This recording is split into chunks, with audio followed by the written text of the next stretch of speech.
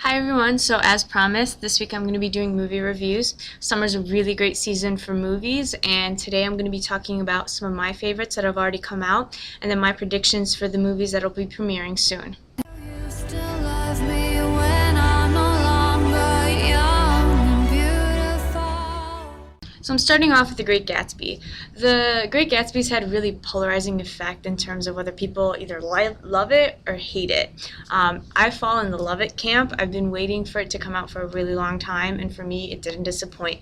I mean, the soundtrack itself was absolutely amazing. You have Lana Del Rey, Florence Welch, Andre 3000, and Beyonce doing a remake of Amy Winehouse's Back to Black, Jay-Z, Kanye West. I mean, I could go on and on. There are just so many people in this. The music itself helped to really modernize the film and help a younger audience.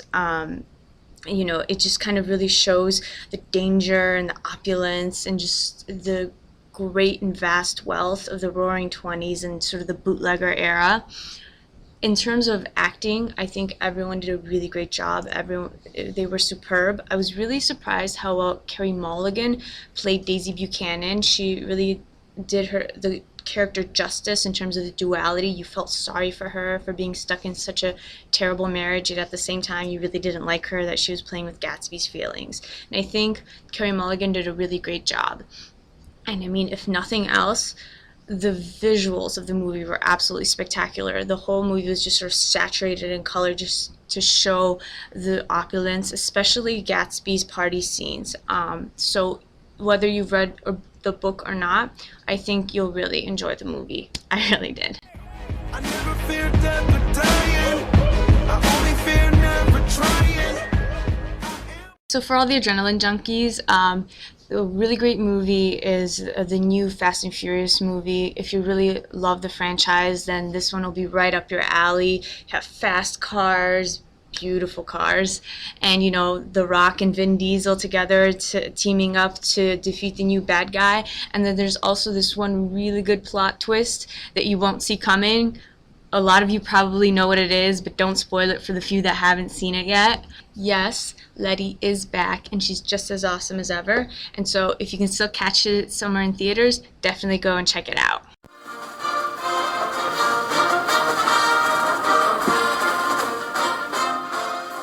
My next favorite is Monsters University. I think it's really great, especially for a younger audience, but something that everyone can kind of enjoy. I kind of got dragged into watching it, but I actually ended up really loving it. Watching little Mike Wazowski try so hard to be scary, even though everyone was telling him that he's not, is just absolutely adorable. The movie shows just sort of how Mike and Sully became friends, and it wasn't an instantaneous thing. The movie wouldn't really be all that long. But I am a bit surprised that the creators decided to go the Animal House route. You kind of see the quintessential college life, Greek life scene with the little fraternity that could going up against the jocks and the cheerleaders. Overall, I think it's still a great movie, and it's something that definitely you can take the younger kids to, and I think it's something that everyone can still enjoy. So, movies that I'm looking forward to. The first one is Pacific Rim.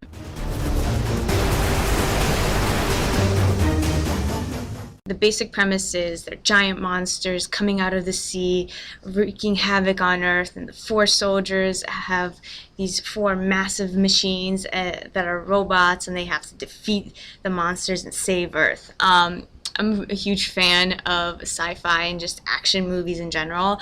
I think this movie is kind of right up there with Transformers and a little bit of the Avengers movie, I should say. It's pretty classic monsters and action movie, so I think you'll definitely know what to expect, but I think it definitely won't disappoint. I've seen behind the scenes clips of the actors actually getting into these massive rigs where they of what it's like when they're inside the robots. So when they do a fight scene, you see it shake and stuff like that. So it just kind of gives it a bit of a real feeling to it, and I think that'll come across really great in the movie, and I'm really looking forward to it.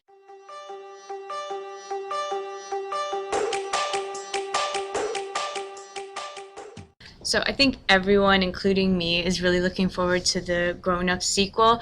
You have Adam Sandler, David Spade, Kevin James, and Chris Rock. You can't go wrong with when they're all in the film. It has to be funny. It's kind of the unspoken law of movies. I saw the first Grown Ups movie and I really loved it, but I wouldn't recommend it for a younger audience. I wouldn't take your 10-year-old there. It has a bit of tongue-in-cheek comedy to there, but I think everyone else will enjoy it.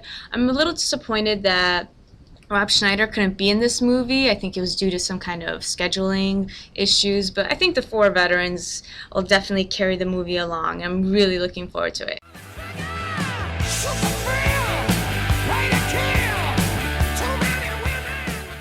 2013 definitely seems to be the summer of sequels, and so the next sequel that I want to talk about is Red 2.